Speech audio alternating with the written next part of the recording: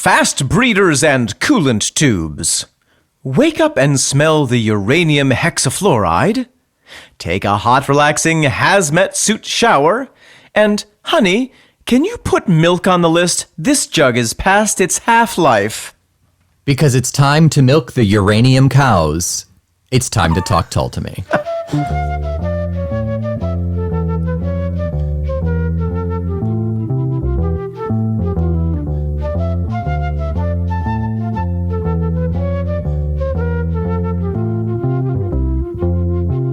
Welcome back, I am Omen Thomas Sade. And I am Nick McGill. Together we are Feckless Moans. And this, my friends, is Talk Tull to Me. A secret test in the Bikini Atoll of Prog Rock, in which Nucleotide Nick and Oxide Omen will break into the rock and roll repository and one by one unearth every single track that radioactive rock band Jethro Tull has ever broken the proliferation treaty to refine.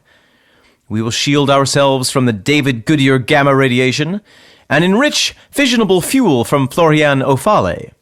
We will closely observe the genetic mutations of John O'Hara and drink the heavy water of Scott Hammond.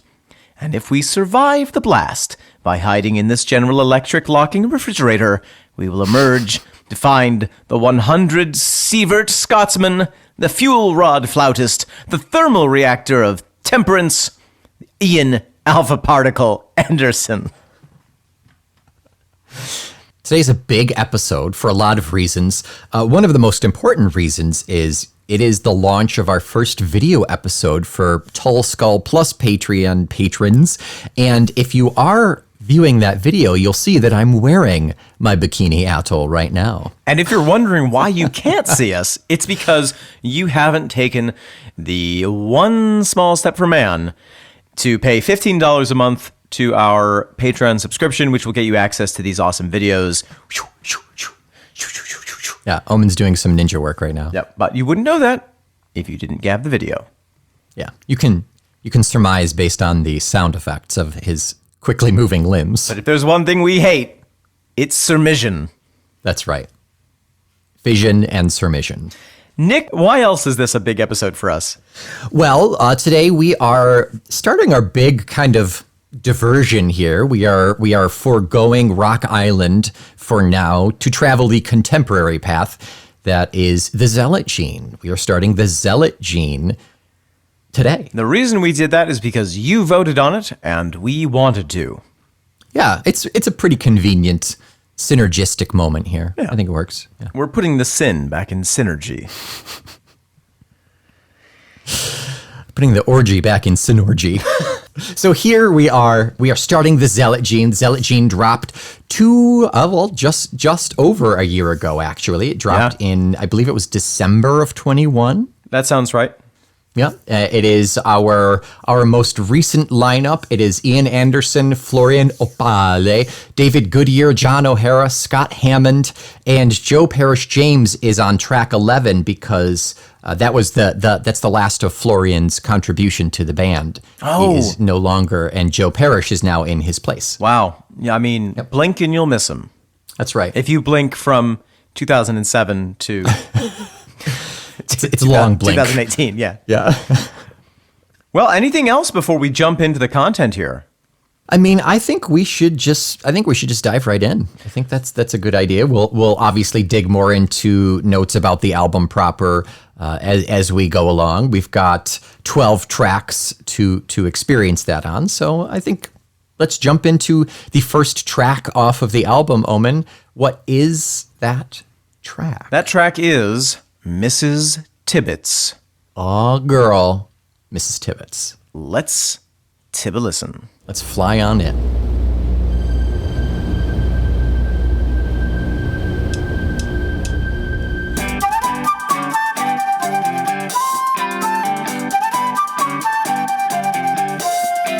G to the whiz, Nick. Mrs. Tibbets. Ladies and gentlemen, Mrs. Tibbets. A reminder before we dive in, this is the first album in 22 years. The last was jtull.com in 99 when we were freshmen in high school. God, yeah. Yes, we were. Yeah. Now, wait a minute. Didn't the Christmas album come out a year or so after that? Yes.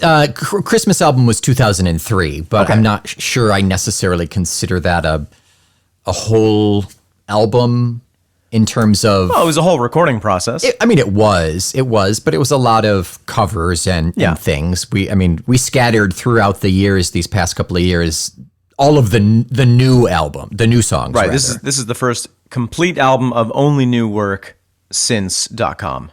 Since.com, yeah. So a lot has changed in that time, sonically and personnel-wise. It'll be interesting if we ever decide to dive into Homo Eroticus or Thick as a Brick 2, because they do kind of form that interstitial period. That's true. They are kind of the bridges there. I think that could be something maybe we explore for Patreon listeners. Maybe we do that for Feckless. I just realized that you have a sword hanging on your back wall. I do have a sword hanging on my back wall. Wow, I'm jealous. I need to get a sword hanging on my back wall. What happened to your sword? It's in the closet. Oh, hang it on your back wall. Wait, which sword? I only know of one sword that you have. Sting? Oh, that got confiscated by the police. Did it really? No, it's Sting and the police. Oh. Now you're mad. Now I'm upset. That sword I did actually find rather recently, and I think it is in upstate New York still, but I should bring her down. Yeah. I had a dream about that sword. Anyway, we're getting off track. Way off piste, yeah. All right, so Mrs. Tibbets. Let's talk about the music. Yeah, we open and close with that bomber, that plane sound coming in and out.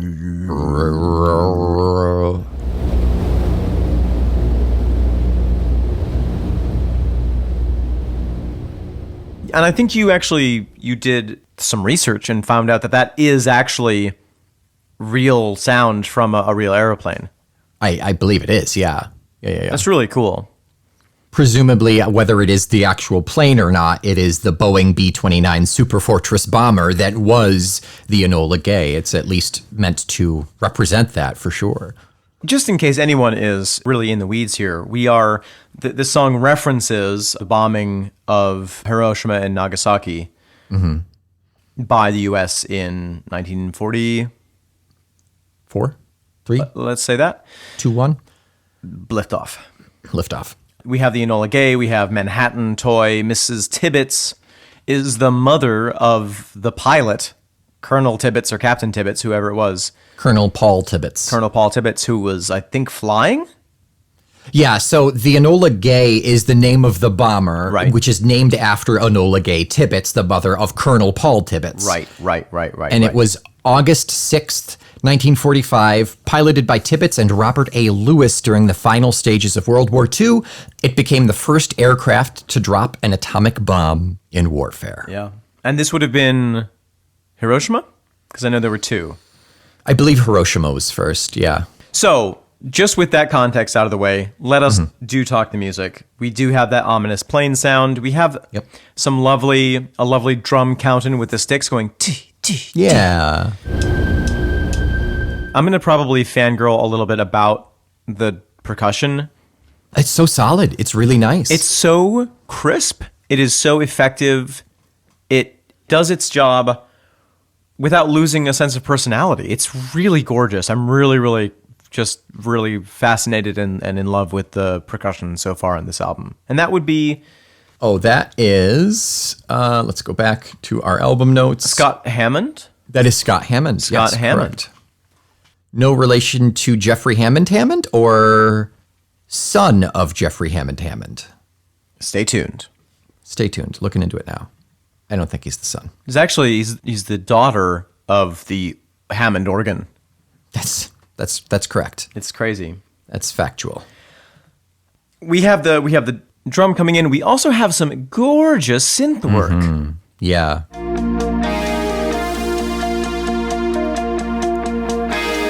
And I think it's worth remembering that this album was actually recorded remotely.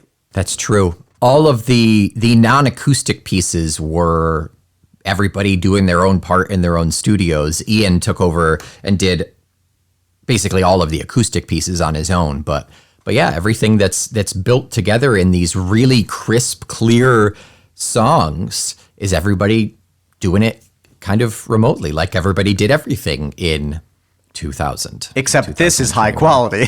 Except this is great. This isn't shitty Zoom, yeah. No, this album is, and I think we should keep remembering this, is a testament to the spirit of creativity, the spirit of professionalism, in the worst imaginable circumstances for recording an album. They just went ahead and did it, and it sounds incredible. Yeah.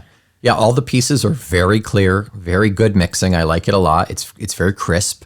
That light electric and synth almost smacks of an 80s sound without the really heavy guitar. I would say it's even very akin to Walk Into Light, almost.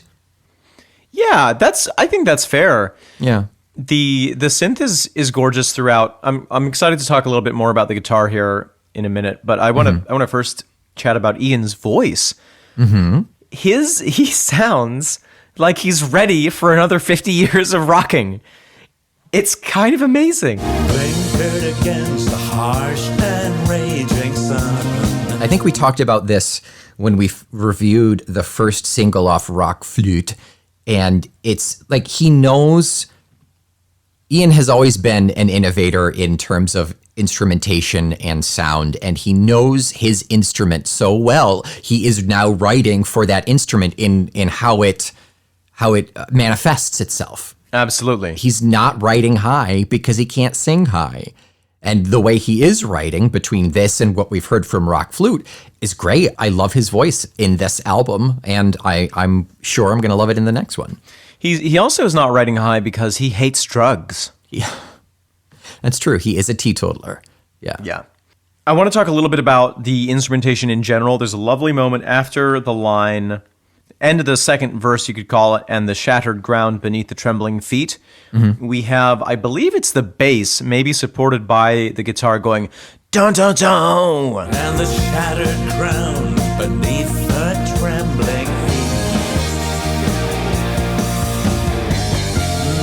And it has so much power behind it. I adore the bass work on this song. Yeah. It is strong, it is precise, it is crisp, it is understated. It is David Goodyear. It is David Goodyear. David Goodyear than thou. David Goodyear tire is what I was thinking. Oh, okay. Now, how do you feel about Florian's guitar? And let's acknowledge. Let's take a moment and acknowledge how gorgeous your jewelry looks. Thank you. But also that, we are known Martinophiles. Martin Bar files. Yeah. And so no one is going to be able to really fill the Martin-shaped void in our hearts. That aside, how do you feel about Florian? He's rocking. He's great. He rips it. It's wonderful. When we get into that bridge, it gets really dark and it gets really heavy, and I like it.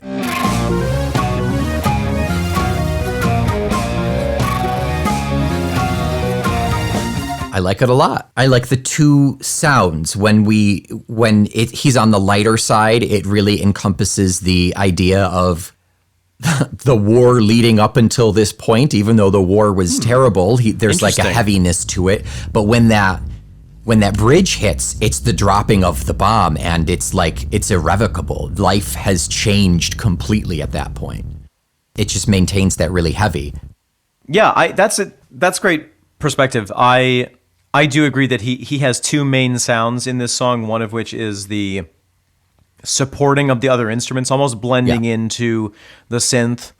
Yeah. And then around 3:30 we have his solo, which he rips it quite well.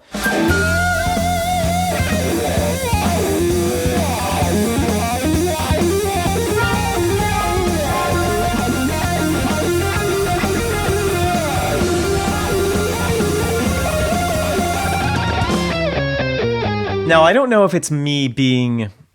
I don't know if my emotions are getting involved here, but I so far don't know that I love the guitar sound on this. Okay.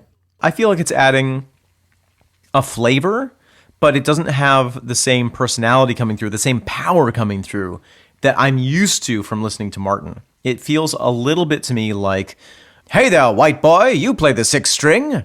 I think this is something that we're going to stumble upon fairly regularly here, and it's the idea of Jethro Tull versus Ian Anderson and the Jethro Tull band, unfortunately. Yep, yeah. Not saying that the rest of the band hasn't contributed in significant ways. Of course. And not to say that they're not incredibly talented, but I do think there is that distinction. Over that 22 years, something happened. This is just a supposition, but something happened where the collaborativeness feels like it isn't as gelled as it used to be. And I could be wrong. And maybe it's just the time of those relationships. You know, Martin played with Jethro Tull for 40 years, if not more. You get to a level of comfort in that time. And maybe Florian feels a little bit more like he's coming in to do a job, executing it, and then he can go home. And obviously this is all only things that exist in our head. But my reaction to this guitar sound is a little less passionate. Now, on the other hand, I think this song is better mixed than a lot of the stuff that we've heard in the 80s where we left off with Crest. Yeah. Yeah. Side note about Crest. Tell me. We talked about the crest that's on the album art and how it has that cat. And you said that it's a wild cat. And it's very common on Scottish heraldry. Now, what I didn't realize until very recently is that there is actually a species of cat called the Scottish wildcat. Oh. Which is not just, a moggy that went wild. It's not my cat got out and now he's a Scottish wildcat. Yeah. It's an actual cat. It's an actual species of cat that look very similar to house cats, and they can actually interbreed, which has been a problem for the genetic pool of the Scottish wildcat, but that's a whole ass feline out there. So it's kind of like the dingo, almost?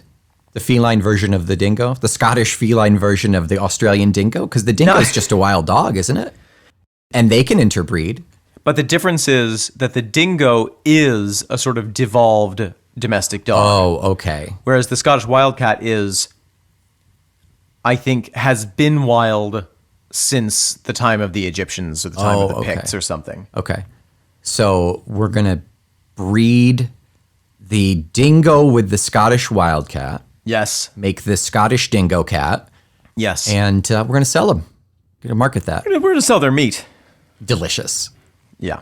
Absolutely delicious. You said the ripping solo is what, like 3:30? Is that what you said? Starts at about 3 minutes, 30 seconds, yeah. Just as a note, this song is almost 6 minutes. It's a long one. Doesn't feel it. Doesn't feel 6 minutes at all, yeah. No. The end of the song has some wonderful qualities to it, and I feel like there's some very clever audio engineering going on here.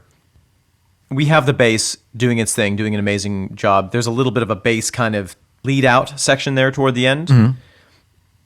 Before we get into the dum bum bum bum bum bum dum dum. Yeah.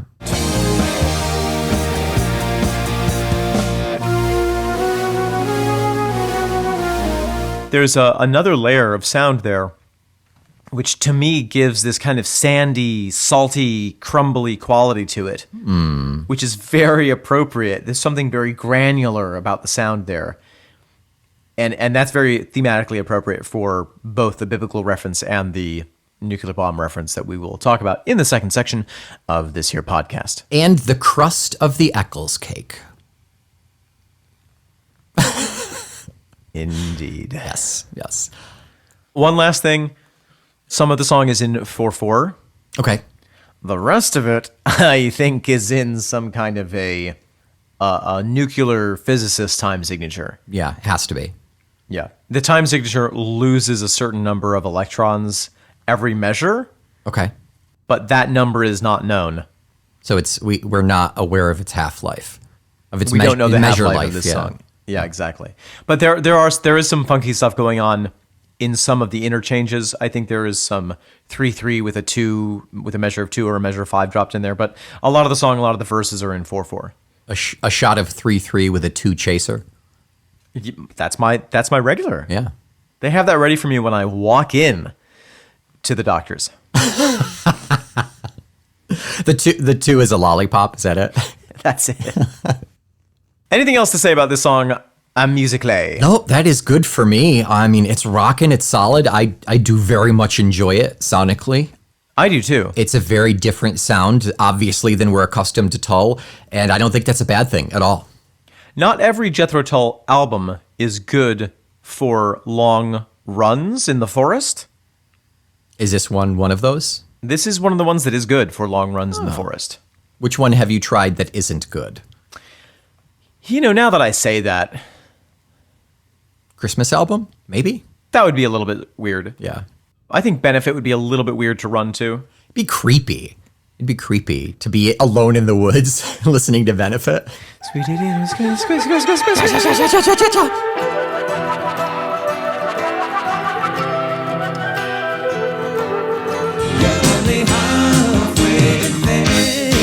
Omen, here we are, halfway through. Here we are. Halfway through. It's been a while chronologically in real time that we've actually done the recording. So we've got a bit of a backstock of some correspondence. So we're going to kind of rip through them pretty quickly. We are going to start with a reaching out of one of our newer Patreon patrons. Okay. They submitted this form through fecklessmomes.com, the contact us form. I love fecklessmomes.com. It's a great place to go. There's not much going on there, honestly. You don't really need to go there. You can email us at momes@fecklessmomes.com as well. So this is from Uul, U-U-L. The subject is Yes, Omen, Yes, and Nick. Oh dear. You have my attention. Message to Omen. A cat named Tiki? That makes two of us. Bourbon Court 8-year? What great taste. It's my favorite rum. Did I write this? If you haven't tried a Bourbon Court cup, I highly recommend it. Simple, refreshing, and delicious. I'm with you about pears. Meh, too grainy. Nick. Oh, sweet Nick. Locomotive breath is overrated? Overplayed, sure, but overrated? No. Not a fan of Edgar Allan Poe? Dear Lord, you clearly never read El Dorado, which I haven't. And you don't like The Princess Bride? Inconceivable! And since I have made that statement for the record, I did watch it with Rook, and it is actually pretty delightful. Yeah, yes, it is. But you love a good pumpkin ale, so all is forgiven. If you ever find Rogue's Pumpkin Patch Ale back east, then please grab yourself a 4-pack and send me the bill. It's on me. We Tull Skulls love you both dearly. Proudly, Uul. P.S. I See Motorize is now scheduled for release on my birthday. Best present ever. There is no Feckless Momes. There is only Uul. Thank you so much for writing in. Awesome. Sounds like we should get together and have a drink. Yeah. I just looked up what a Bourbon Court rum cup is. What is that? Ingredients. 16 ounces of fresh lime juice. 16 ounces Orgeat syrup. I have no idea what that is. I'll make some for you. 77 ounces lightly aged blended rum. And 6 dashes of Angostura bitters. Pour everything into a punch bowl. Fill with ice cubes. Still sure. I was going to say, that's a lot of volume there. 16 ounces of lime juice. It serves 30. Dash of rum, and you just pound it. Yeah, I'll Burn have your to insides. figure out what ungulate syrup is. Ungulate? That's cow or deer, I believe. Okay, I may be searching the wrong thing. Yeah. Well, thank you so much, Uul, for writing in. It's Wonderful. wonderful to hear from you. Great to have you in our Patreon. Oh, it's made from almonds, sugar, and rose water. Ooh, that sounds good. It does. It does sound good. Thank you, Uul. Uul is very active in our Discord. Just so you know, if you join at the $5 or $15 level, Tull Skull or Tull Skull Plus, you do get access to that Discord where you can talk to Uul about the Bourbon Court Cup. Another bit of correspondence, another email from Folky Phil. Folky Phil writes in again. Oh, hello, Folkyville. I've just listened to the Talk Tull to Me Part of the Machine episode, a fascinating and illuminating pod. You mentioned that you feel the album lacks a theme, and that the songs work individually but don't pull together to create a larger whole. Well, to me, the album is about one thing: the working John or Joe female. A heraldic crest symbolizes the history and achievements of a person or family, and one definition of knave is a man of humble birth. Oh. This album, then, is a celebration of the common person. It starts with the steel monkey, construction workers, and ends with part of the machine, society, and how we all fit into it, even if some of us try to reject it. Along the way, there are farmers, fisherfolk, soldiers, dancers, and rock stars. Hey, musicians are working Joes too. Yeah. The other theme is aging. It's an album by the middle-aged about being middle-aged, aimed at fans who were increasingly middle-aged. It's about growing up, working in jobs you may not like, but you still are doing your best, about perhaps reluctantly putting aside youthful lusts and excesses in exchange for something more permanent and stable. Wow. Thanks for the fascinating focus on a Tull song that I've never given much attention to. All the best, Folky Phil. Great analysis there, Folky Phil. And I tend to agree with you, and that's something that I think is a common thread between Crest of a Knave and also Catfish Rising to a certain extent. Mm-hmm. Very similar. I would add to that analysis that it is specifically, to some extent, has a strong thread of the American working class experience. Yeah. There are a lot of songs that relate specifically to the Americas. Yeah. Yeah, it feels it. It feels it. They were touring there. We've got the Bald Eagle. We've got the trains through. It feels it, yeah. Great analysis. Thank you so much for writing in. As always, Folky Phil, thank you. We also have 3 reviews. 3 5-star reviews. That's 15 stars. 1 star for every $1 that you could pay to get access to the videos that we are currently recording. That was good. That was good. Smooth. Smooth like a rum cup. All right. Swordmaster Flux writes in on Apple Music from Canada. A. Good eyesight, insight, and foresight. That's from Hare Who Lost His Spectacles. Oh, of course. Yeah. This podcast is plain and simple great. Their breakdowns of each song are both funny and informative, well put together in all aspects. If you're a fan of Jethro Tull, your podcast search has ended. Well, it's ended because there's no other Jethro Tull podcast, but, I mean... Thank you, Swordmaster Flux, for the rating. Yes. And I'm so glad that you're enjoying it. That's great. Absolutely. Up next, we have Old Cajun Rocker, 5 stars writing in from the United States of America. Nice. From a 64-year-old Tull fan. Great podcast. These youngsters are doing an amazing job in research and presenting, and it makes me extremely happy. Well, Old Cajun Rocker, anything to make you happy. Your voice is very sultry, and I'm feeling tingles. Yeah. I'll give you Nick's personal email. And then finally, Butchawache from the United States of America writes in Underground Symphony Sounds.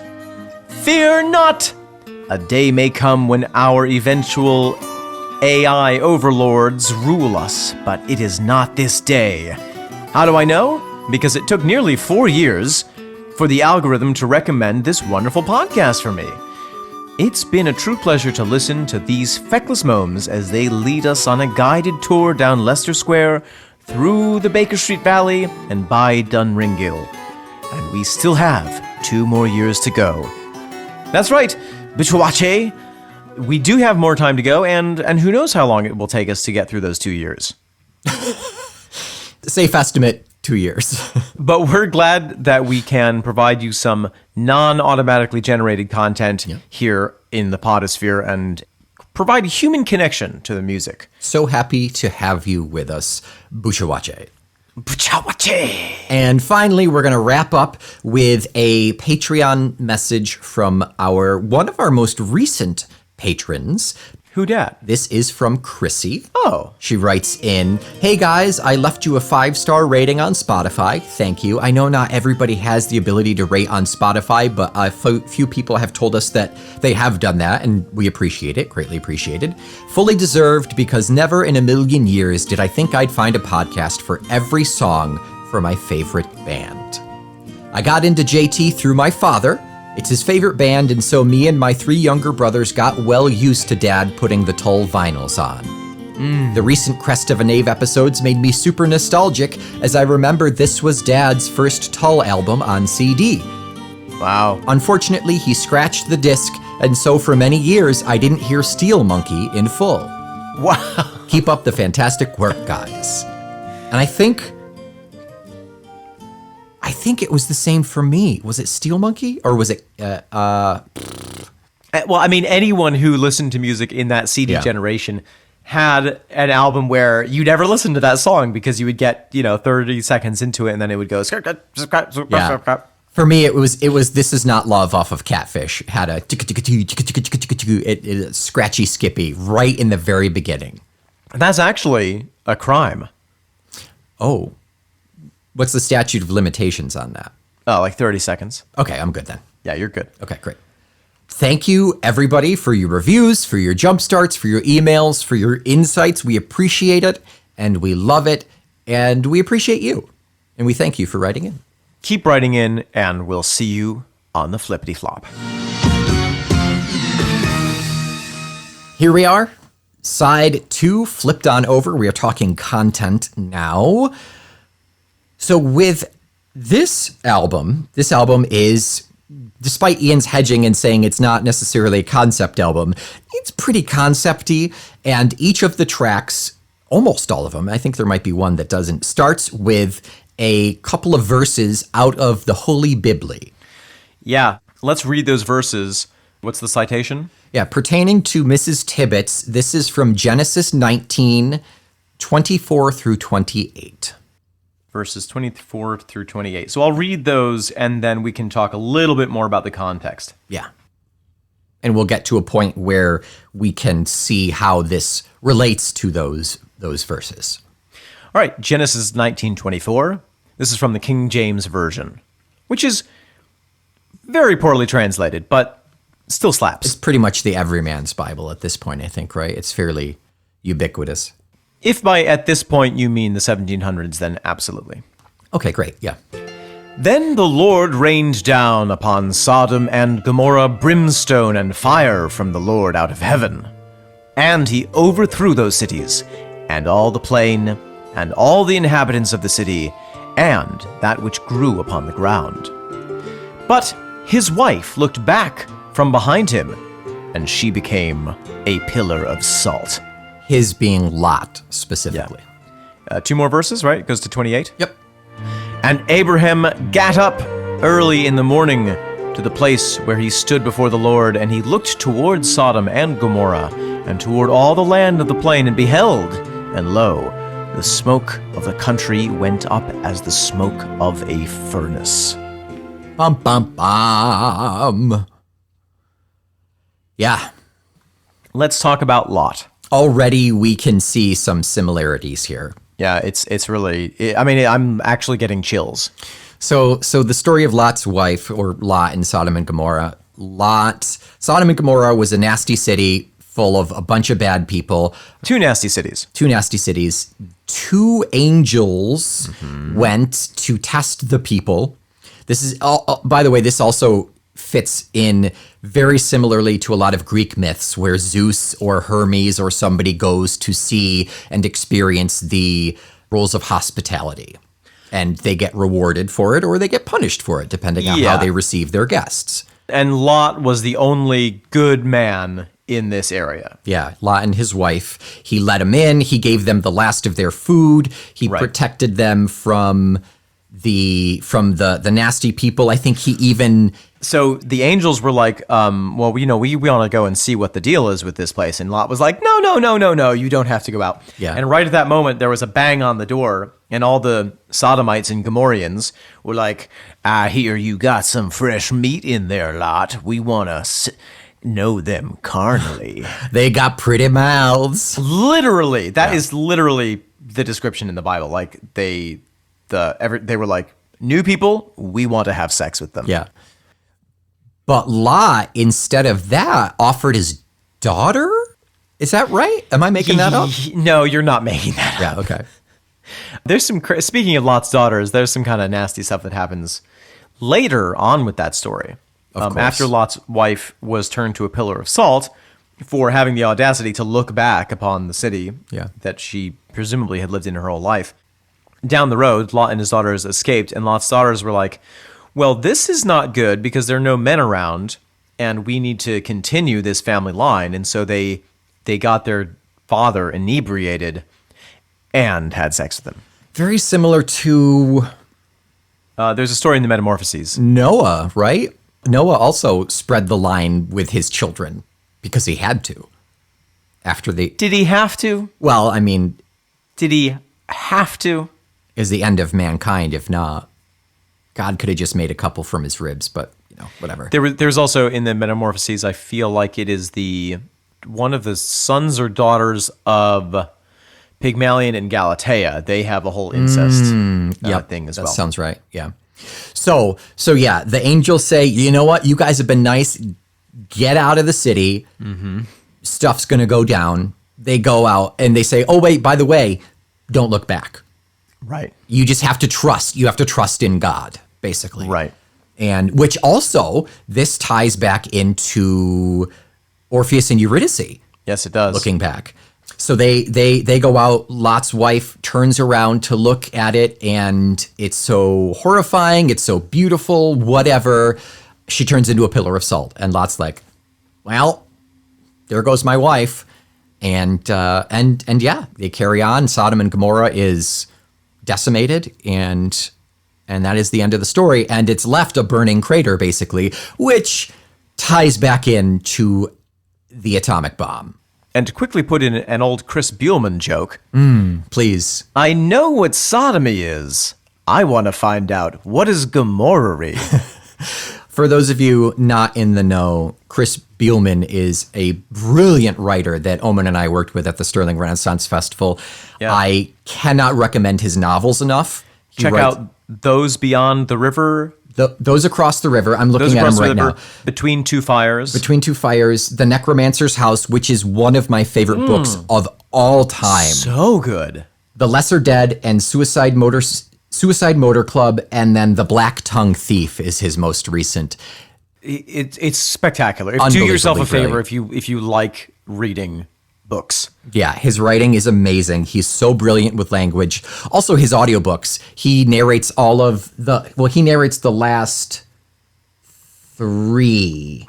Necromancer's House, Between Two Fires, and Those Across the River are different narrators. Those Across the River is Mark Bramhall, though, who is an amazing narrator as well. So, find yourself some Chris Buellman. Highly recommended. But yes, sodomy, Gomorrah. I've just noticed how uneven my face is. Yeah, that's why you're so attractive. That's not why. That's not why I'm so attractive. No, that's people with symmetrical faces are rated to be more attractive. But if it's by too science. symmetrical, it's uncomfortable making. It's not memorable. It feels something off. That's why Gigi Hadid always makes me feel uncomfortable. I don't know who that is, but I believe you. She's Bella Hadid's sister. Oh, okay. I totally understand now. You understand nothing, Jon Snow. You know nothing. Whatever. Okay, so that's our biblical verse. That's kind of our context and our bridge into this song proper. We know the historical context of this song. Shall we dive into lyrics specifically? Let's do it. And the thing that I find so brilliant about this writing is that at least the first verse blinkered against the harsh and raging sun. They said, divert your gaze, don't look behind. Blinkered against the harsh and raging sun. They said, divert your gaze, don't look behind. That perfectly refers to both the story of Lot and the bombing of Hiroshima. Even the rest of that verse. Yes. It was time, they said, to do that thing, mindful they of peace and peace of mind. It was time, they said, to do that thing. Mindful they of peace and peace of mind. How brilliant, like what an amazing exercise to be like, let's like take two stories from two completely different periods of time, write a song that describes each of them perfectly. I mean, just looking at it, even the second verse, before we don't get historical chronological context until the chorus. The chorus, right? Yeah. Don't feel bad, they said about the numbers. Don't feel bad about the melting heat, the burning flesh, the soft white cell demise, and the shattered ground beneath the trembling feet. Don't feel bad, they said about the numbers. Don't feel bad about the melting heat. The burning flesh, the soft white cell demise, and the shattered ground beneath the trembling feet. Very apropos. I mean, it could be. No, I was going to say it could be like about Vesuvius, but it can't really. Nah. Yeah. Yeah, no, it's brilliant. It is. So we have this description of, don't look back at this magnitudinous destruction. And then we have Mrs. Tibbets' little boy. August morning silence breaks. Eyes to heaven, Manhattan toy. Drop in for tea and Eccles cakes. Mrs. Tibbets' little boy, August morning silence breaks. Eyes to heaven, Manhattan toy. Drops in for tea and Eccles cake. Mrs. Tibbets is, of course, the mother of Colonel Tibbets, Enola Gay Tibbets. Mm-hmm. August 6th, yeah. Yep. Eyes to Heaven, Manhattan toy. Well, the Manhattan Project was how they invented the bomb. Mm-hmm. Manhattan toy drops in for tea and Eccles cakes. Now, this is where it gets a little bit funky for me. Right. What is an Eccles cake, Nick? An Eccles cake is a small round pie that is similar to a turnover. So it's got a flaky pastry crust that's made with butter, usually filled with currants, and it's topped with demerara sugar, which in the States we often refer to as turbinado sugar. So it's that harder, bigger crystal, the browner sugar. Sounds amazing, honestly. It sounds fantastic. Yeah, we don't do enough with currants in the States. No, we don't. And we ought to. And we should. Do you know what Ribena is? Have you ever heard of Ribena? You must have, right? Yeah, I believe it is a currant liqueur. So not a liqueur, a currant syrup Yeah. you add to fizzy water. Yeah. Fun fact, that is one of the only ways that Katie's mother can trick her dad into drinking water. He's very water averse. He's a doctor, though, isn't he? I know. He hates water. What about tea? He's a He brick. drinks He can tea. do tea. Okay, yeah. Yeah, but that's not pure water. That's got stuff in it. Yeah, and tea is also a diuretic, so it dries you out. So, I mean, I think it's a little bit of a play on words, that it's Mrs. Tibbets' little boy dropping in for tea and Eccles cakes. That it's something like so charming, so civilized, so of a Sunday afternoon, a very gentle, lovely thing. Mm-hmm. But the thing that's actually dropping in for tea and Eccles cakes is a nuclear bomb.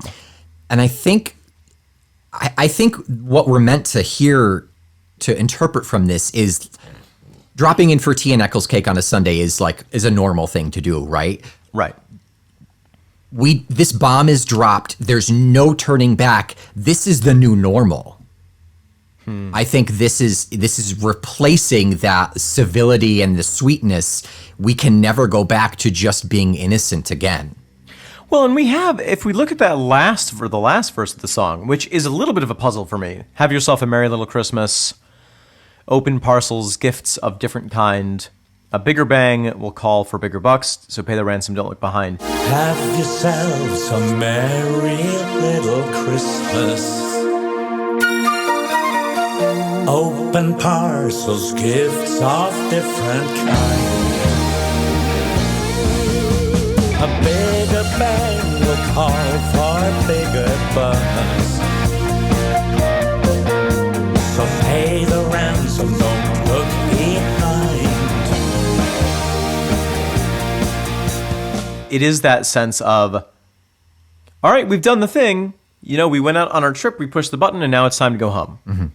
Set a course home for happy holidays. Tell yourself, thank God, what's done is done. Set a course for home and happy holidays. Tell yourselves, thank God, what's done is done. You know, that sense of like, well, yeah, we're just going to go on with our lives and pretend like everything is fine. And like, we didn't just genocide 250,000 people with one instant. Yeah, you tell yourselves that it was for the greater good, that it stopped presumably they were hoping it would stop the war, and it kind of did. Yeah. All for the good and ultimately saving precious lives in the longer run. Mm-hmm. All for the good and ultimately saving precious lives in longer run. And that was the argument. People were like, well, this is gonna kill X many people. I'm not sure what the death toll was from Hiroshima and Nagasaki, but let's find out. Initial blast and residual effects. Let's not forget fallout, et cetera, et cetera. So the way a nuke works, it lands, it hits. There's the initial blast, which goes out for miles and miles. It's a concussive wave. It's a heat wave. People are incinerated. People are blown apart. Buildings are blown apart. In addition to that, the nuclear effect causes fallout. So fallout is when the explosion hits, everything is, again, incinerated. So it's turned into this minuscule dust, which goes up into the air, and that gives you that mushroom cloud.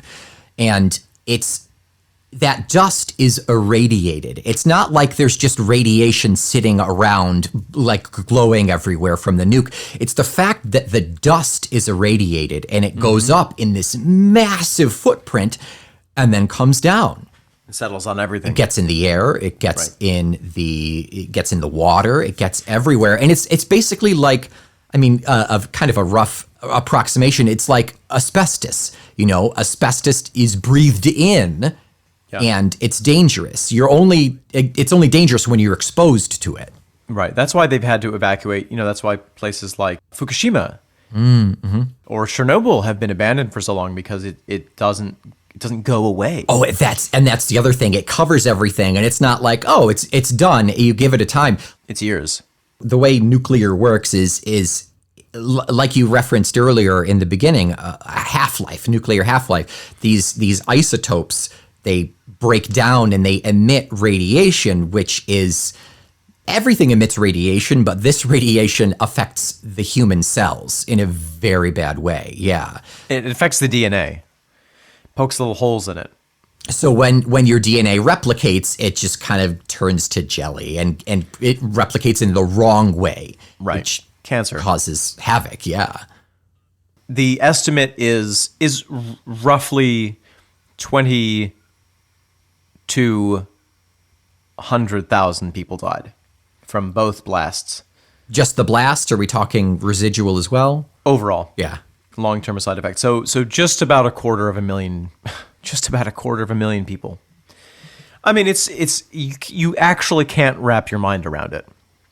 It's horrifying that, but and how do you, devil's advocate, how many people died in World War II leading up to that point? Well, and that was exactly the argument. The argument was, yes, it's going to kill this many people, but we're going to save double that number of people by ending the war now. Yeah. But is that an actual ethical argument? I don't know. And I think that if you're the person who the decision has been made above your pay grade and you're just flying out and pressing the button and flying back, to protect yourself psychologically from that unimaginable decision, you almost do have to just say, well, I'm just going to go, and it's just a normal day flying out, pressing the button, going home, time for tea, and not think about it. so you can sleep at night, if that's even possible. Yeah. Yeah. So then, slightly more than midway through the song, we have this verse of kind of hypotheticals. Maybe if Lot had stopped and stood his ground. Maybe if Lot had stopped and stood his ground. What does that mean? If he had stopped and stood his ground. If he had stopped. If he had decided not to leave, would Sodom and Gomorrah have been destroyed? Maybe, yeah. If he had stood up for the cities just by virtue of the fact that they're human beings, as nasty as they are. Yeah, if he had said, you know what, God, I understand that you hate these cities, but I'm going to stay here, and so if you love me, you're going to have to spare the city. But this is Old Testament, so God would have been like, okay. Boom. You know what? I'm going to kill you. I'm going to resurrect you, and I'm going to kill you again. I don't love you that much. I am incapable of love. Oh, yeah. And maybe if Peter hadn't turned away. And maybe if Peter hadn't turned away. Now that one is a little bit, that's New Testament. That is... Wasn't there a story about when Jesus came back, and he came back to the fellas, and he was like, hey, it's me. And they were like, it's not you. And Peter turned away. Peter denies Jesus 3 times. That's what it is. Following the arrest of Jesus, Peter denied knowing Jesus 3 times, but after the 3rd denial, he heard a rooster crow and recalled the prediction as Jesus turned to look at him. Peter then began to cry bitterly. The final incident is known as the repentance of Peter. And then what if Judas stole no kiss? What if that Judas stole no kiss? So that, of course, is the betrayal of Jesus. Judas said, hey, Romans, I can tell you which of these dirty hippies is the one you want. And they're like, well, how will we know? And he's like, I'll kiss him. And it was pretty steamy, but it ended poorly. For 40 pieces of silver, I believe, is the transaction there. I've kissed a man for less. Wow, you can get paid for that? 40 pieces of, do you know, I mean, an ounce of silver these days is about $22. So Wow. what's 22 times 40? The answer is 88. 880. Yeah. Yeah. It's not bad. It's a good deal. Except for the part where you betray your best friend and then he gets crucified. Yeah, the Son of God. That seems not worth it for less than $1,000. And then Judas hung himself, so he didn't even get to spend it. I think he spent it. Did he? On rope? Really high quality rope. Silk rope. Doesn't break. So, my big question about this song is, what is the Christmas connection? Why do we end with Christmas? I don't know. Is that a bit like the Sunday dropping in for tea and Eccles cake, that life goes on even after that happened? I'm not sure. It puzzles me a little bit. You know, part of me was like, oh, it must be the connection of the time of year, but August is not December. Yeah. Is it like a reference to the bombs themselves being presents? Could be. Maybe. A bigger bang will call for bigger bucks. Yeah. I mean, that to me is a little bit of a reference to the escalation in the Cold War, where now that genie is out of the bottle, everyone wants a bomb, and everyone wants more bombs than their neighbor, and so everyone has lots and lots and lots of bombs and won't stop making them. Proliferation, yeah. Proliferation. So it's a bigger bang will call for bigger bucks, so pay the ransom. Don't look behind. A bigger bang will call for bigger bucks. So pay the ransom, don't look behind. To me, that feels a bit like the ransom is essentially, for the bad guys, the ransom was Hiroshima and Nagasaki. They sacrificed that. They paid that to not also be blown up. I suppose so. I also think that there's maybe a little bit of a questioning of how can you celebrate a holiday of peace, Yeah. knowing that you have unleashed a godlike power of destruction upon your fellow man. Yeah. Yeah, so open parcels, gifts of a different kind. Open parcels, gifts of different kind. You know, even if it's like a pack of underwear, your soul is stained. So, I mean, there's only so much you can... You're going to make a stained underpants reference? Is that what you're going for? Yeah, okay. Your underpants are clean, but your soul is stained. There you go.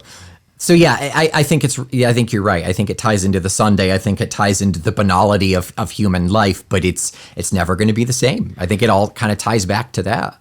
And what is interesting kind of poetically about both these topics, and we have it again referenced in the very first line or the second line, is this idea of if you look at the destruction, you will be destroyed. So we have that in the biblical reference. We have the reality that if you look at a nuclear blast, and that was something that the pilots were told, don't look out the back window. Right, yeah. You will go blind. Yeah.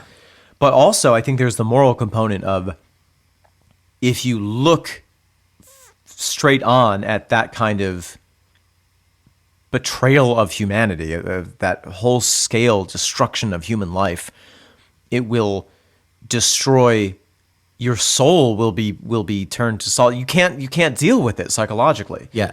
Some part of you will be turned to salt, metaphorically. Yeah, looking behind is dwelling on what you've just done. Or even confronting it. Yeah. Yeah. Oof. This song gives me the heebie-jeebies. Yeah. In a sexy way. One hell of an opener for the album, right? I mean, we haven't heard a new song from Tull in 22 years. And granted, we did hear 3 singles. They dropped 3 singles: Zealot Jean, Shoshana Sleeping, and Sad City Sisters. So we did hear those prior to this drop, but really getting into the mindset of the whole context of an album, like, boy howdy. In terms of an album opener, and what you have is the destruction of Sodom and Gomorrah and the first use of a nuclear weapon, within the first 6 minutes... Ooh. Yeah, no pulling punches. Ian came in strong. We see that he had to adapt and adjust and evolve to get the sound sonically to work for his voice, and he did that very well. But we also see that his poetry has evolved and his writing has reached peak here. And you know what's funny is I totally agree with all that. I am also thinking about, it's interesting because we jumped in the timeline from Crest of a Knave to now. Crest of a Knave was the early side of digital recording, and now we are, contemporary with us speaking side of digital recording. And I remember talking a little bit on Crest of a Knave of how some parts of it sounded a little digitally. Yeah. And here we don't have that. No way. It's so beautifully crisp. Now, in another 20 or 30 years, when we look back at this album, will we think that it holds up recording-wise? I don't know. Yeah. It's hard to know. But when you listen to this album on vinyl, yeah, the sound quality is just spectacular. Yeah. As of right now, technologically, there's only so much you can advance a sound or even a video where it reaches a point where the human eye or ear cannot notice it. So I think we are at peak until the human ear gets better. Until we can bypass the ear and listen to music by piping it straight into our brain. Cerebral MP3. Yeah. It is... Nope, lost it. Never had it to begin with. Nope. A cerebral MP3. What I want to know is there an anal option? A suppository? The music suppository. Yeah. But the sound is pretty muffled. And everybody else hears it too. But the vibrations... That's where you put the subwoofer.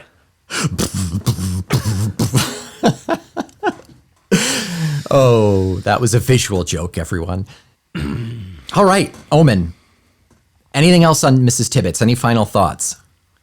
My question that I'm left with is, how did Mrs. Tibbets herself, if she was alive at the time of the bomb, how much did she know, and how did she Did she think, oh, my son's such a great boy for doing the airplane in the bombing? I mean, there's a lot of pride. There's a lot of state and nation pride when there is an enemy and they are vilified and they are turned less human.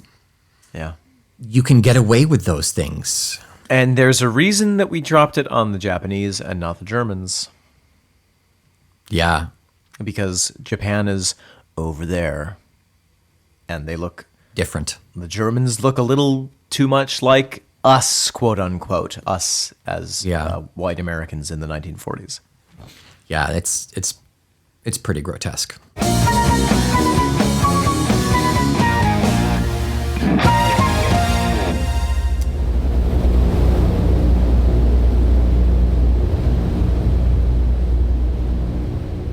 On that happy note. Yeah, Nick, what fresh horrors await us next week? Jacob's Tale. Or Tales, it's plural. Jacob's Tales. Jacob's Tales. He has 2 tails. Yeah, we're going to jump into more Genesis. And excited to get there. Until next week, you can break your morning silence by listening to 2 extra podcasts a month. Those are available by becoming a Patreon member at the $5 level or the $15 level. You get that. You get access to our Discord. And again, beating a dead horse will stop eventually, I promise. We won't ever stop. But the 15 also get you access to the video recording of this very podcast. Yeah. You can see me saying these words if you pay those $15. If you are dropping in for tea and Eccles cakes, remember to be visually showing your love for the podcast by wearing a branded Talk Tull to Me t-shirt, hat, or pair of socks, available at our T Public page, accessible through the show notes or our Instagram links. Wow, Omen, you're getting really good at this. At speaking words, thank you. It's taken 4 years. Reviewing this podcast and giving it 5 stars is all for the good and ultimately saves precious lives in the long run. That was not a threat. I'm sorry. Until next week, I am the soft white cell Omen Thomas Sade. I am not Mrs. Tibbets' little boy, Nick McGill. This is Covered in Turbinado Sugar, the Feckless Momes. And this is the podcast that stops and stands its ground. Talk Tull to Me. Divert your gaze! I brought sunglasses.